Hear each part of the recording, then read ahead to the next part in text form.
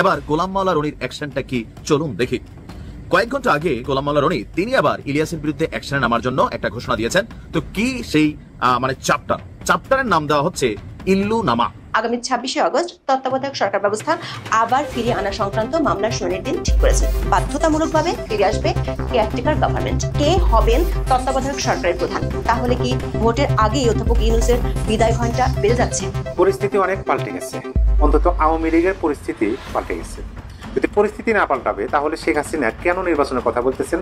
এই সরকারের পদত্যাগ চাওয়া, নির্বাচন চাওয়া তত্ত্বাবধায়ক সরকারের মাধ্যমে এবং সব দলের অংশগ্রহণে এটা অবশ্যই কোনো না কোনো গ্রিন সিগন্যাল ছাড়া এই বক্তব্য দিতে পারেন না। বাংলাদেশের বাস্তবতা হচ্ছে শেখ হাসিনাকে এখন বাংলাদেশের মানুষ আবার প্রধানমন্ত্রী হিসেবে দেখতে চায়, বাংলাদেশ আওয়ামী লীগকে আবার বাংলাদেশের সরকারে দেখতে চায়। সংবিধান অনুযায়ী বলল শেখ হাসিনা প্রধানমন্ত্রী, তত্ত্বাবধায়ক সরকারের আন্ডারে নির্বাচন দিল জনগণের ভোটে শেখ হাসিনা আবার প্রধানমন্ত্রী। কোনোভাবে আওয়ামী লীগকে এখন ঠেকানোর কোনো ওয়ে নাই। প্রিয় দর্শক, পিটিসি নিউজ বাংলাতে আপনাদের আরও একবার স্বাগত।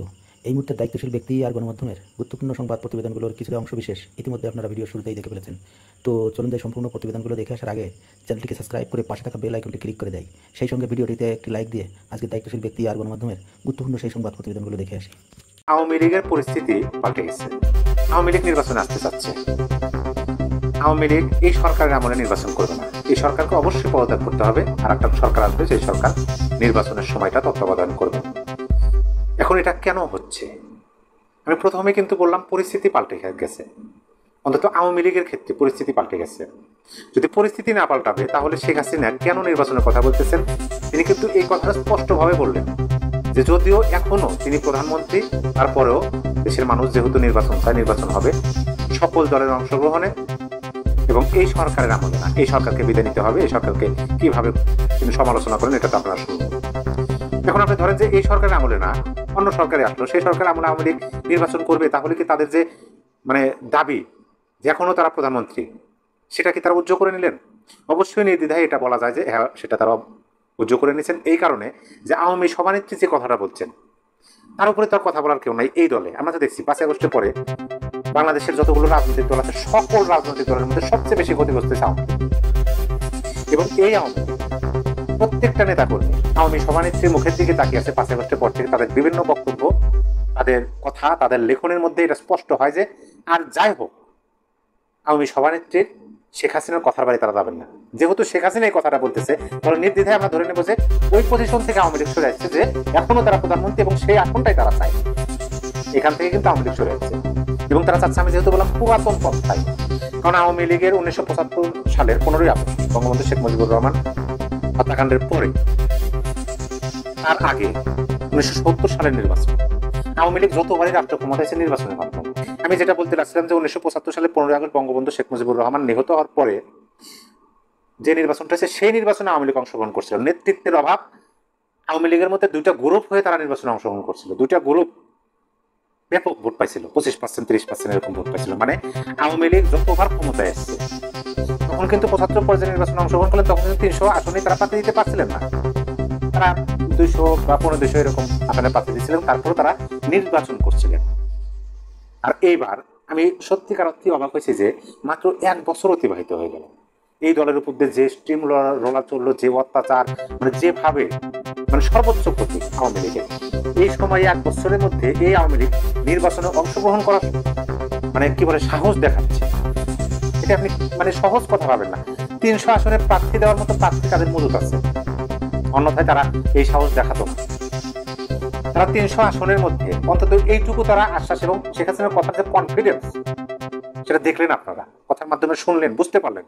এই কনফিডেন্টই বলে দিচ্ছে যে আওয়ামী লীগ 300 আসনে প্রার্থী দেওয়ার মতো এখন প্রস্তুতি এবং সেই সক্ষমতা তাদের আছে। তারা 21 দফা দাবি জানাইছে এই সরকারের পদত্যাগ সহ।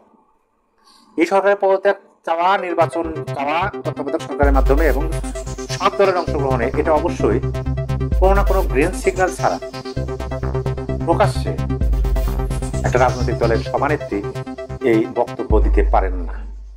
অবশ্যই কোনো গ্রিন সিগন্যাল আছে আমি মনে করি, এবং অনেক রাজনৈতিক বিশ্লেষকও মনে করতেছেন, এবং এই বক্তব্যটাই বাংলাদেশের মূলধারার গণমাধ্যমে প্রচার হচ্ছে।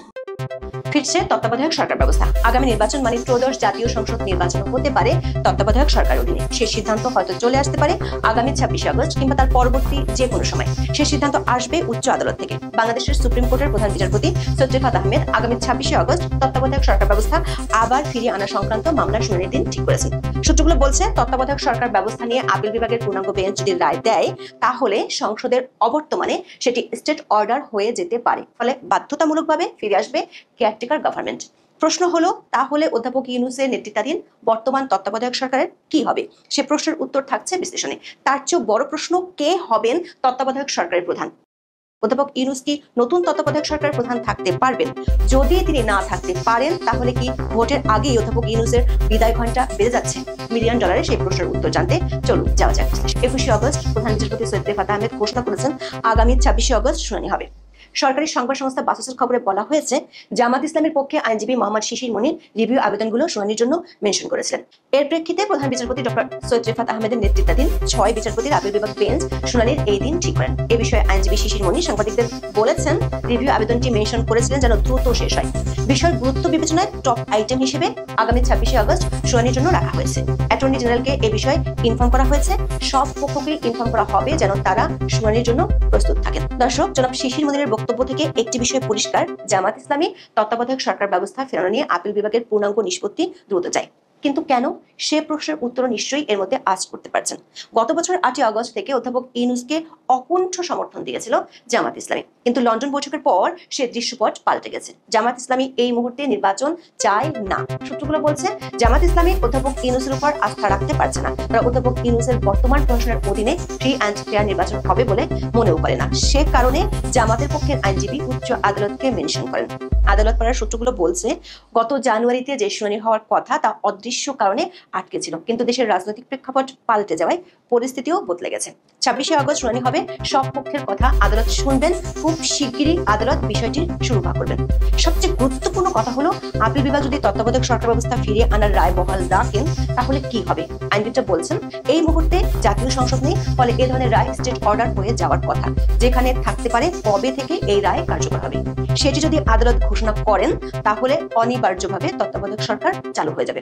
পঞ্চদশ সংশোধনী বাতিলের আবেদনের পক্ষের আইনজীবী ডক্টর শরীফ ভূঁইয়া ডয়েচে ভেলেকে বলেছেন ত্রয়োদশ সংশোধনী রিভিউর মাধ্যমে বহাল থাকলে সংসদে আর আইন পাশ করতে হবে না, সংবিধানে স্বয়ংক্রিয়ভাবে ফিরে আসবে। তবে কোনো কোনো আইনজীবী মনে করেন আপিল বিভাগ যদি রিভিউর ত্রয়োদশ সংশোধনী বহাল রাখে তারপরও তত্ত্বাবধায়ক সরকার ফিরে আনতে সংসদে আইন পাশ করতে হবে, গণভোটের আয়োজন করতে হবে। দর্শক, সেই পথও সুগম হয়ে গেছে, কারণ পঞ্চদশ সংশোধনীতে সংবিধানে গণভোটের ব্যবস্থা বন্ধ করে দেওয়া হয়েছিল। গত 17 ডিসেম্বর আদালত শুধু তত্ত্বাবধায়ক সরকার ব্যবস্থাই নয়, গণভোটও ফেরানোর রায় দিয়েছিল। যদি আদালত স্বপ্রণোদিত হয়ে রায় কার্যকরের দিনক্ষণ ঘোষণা করেন তাহলে অধ্যাপক ইউনূসের নেতৃত্বাধীন বর্তমান অন্তর্বর্তী সরকারের কি হবে? বাংলাদেশের পরবর্তী জাতীয় সংসদ নির্বাচন কি তত্ত্বাবধায়ক সরকার অধীনে হতে চলেছে? নির্বাচনের আগে কি বিদায় নিচ্ছে মোহাম্মদ ইউনূসের সরকার? এমন প্রশ্ন 21 আগস্ট সারাদিনই বাংলাদেশের রাজনৈতিক মহলে আলোচিত হয়েছে বেশ জোরালোভাবে। সূত্রগুলো বলছে অধ্যাপক ইউনূসের বিদায় ঘণ্টা বাজানোর জন্য সরকার ও সরকারের বাইরে যে পক্ষগুলো কাজ করছে তারা চান পরবর্তী নির্বাচন হোক তত্ত্বাবধায়ক সরকারের অধীনে। যদি তাই হয় তাহলে পরবর্তী তত্ত্বাবধায়ক সরকার প্রধান কি হবেন? তত্ত্বাবধায়ক সরকার গঠন হয় 3 মাসের জন্য। সেই সরকারের কাজ মূলত নির্বাচন পরিচালনা করা। আইন অনুসারে সর্বশেষ অবসরপ্রাপ্ত প্রধান বিচারপতি তত্ত্বাবধায়ক সরকার প্রধান উপদেষ্টা হওয়ার কথা। এখনো পর্যন্ত সবশেষ অবসরপ্রাপ্ত প্রধান বিচারপতি হলেন ওবায়দুল হাসান। তিনি ছিলেন বাংলাদেশের 24তম প্রধান বিচারপতি। রাষ্ট্রপতি মোহাম্মদ শাহাবুদ্দিন 2023 সালের 12 সেপ্টেম্বর তাকে প্রধান বিচারপতি হিসেবে নিয়োগ দেন। পরে 26 সেপ্টেম্বর তিনি শপথ গ্রহণের মাধ্যমে বাংলাদেশের প্রধান বিচারপতি হিসেবে আনুষ্ঠানিকভাবে দায়িত্ব গ্রহণ করেন। কিন্তু আওয়ামী লীগ সরকারের পতনের পর মবের মুখে পড়ে গত বছরের 10 আগস্ট তিনি পদত্যাগ করেন। তবে একাধিক সূত্র থেকে নিশ্চিত হওয়া গেছে সামনে যদি তত্ত্বাবধায়ক সরকার হয় তাহলে সে সরকারের প্রধান উপদেষ্টা ওবায়দুল হাসান হচ্ছেন না, হবেন বর্তমান প্রধান বিচারপতি সৈয়দ রিফাত আহমেদ। কিভাবে? খবর হলো আগামী মাসে অবসরে যাচ্ছেন বর্তমান প্রধান বিচারপতি। সেক্ষেত্রে তিনিই হতে পারেন তত্ত্বাবধায়ক সরকারের প্রধান। দর্শক, গত 1 বছরের নির্বাচন নিয়ে যে রাজনৈতিক নাটক তৈরি হয়েছে সেই নাটকের মোড় ঘুরে যেতে পারে 26 আগস্ট শুনানি এবং তার প্রেক্ষাপটে আপিল বিভাগের নির্দেশের পর। তখন ভিন্ন চাপের কারণে অধ্যাপক ইউনূসকে হয়তো বহু কাঙ্ক্ষিত কাজগুলো অসমাপ্ত রেখে চলে যেতে হবে।